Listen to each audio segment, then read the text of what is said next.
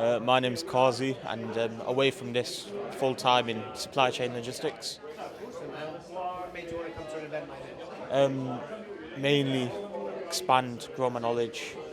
I've had family in property, but not really had a chance to look at it, so thought I'd chuck myself into it. Great. And tell me about the event. How's it been? Very informative. Learnt a massive amount of things. For instance, at the end of yesterday, I was looking at my notes and I'm thinking, I'm sure I did that the day before. No, it was the start of the day. It was that informative. But yeah, no, learnt a ton. Nice. And what's the energy like in the room? Motivational, very motivational. Everybody lifts each other up. That is, seen that a lot. Met a lot of good people. People who've just started. I'm someone who's just started as well. People who've been experienced.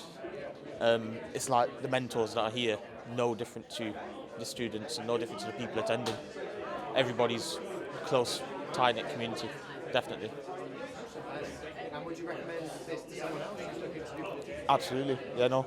If you have the ability to go ahead, I'd definitely recommend it. Yeah.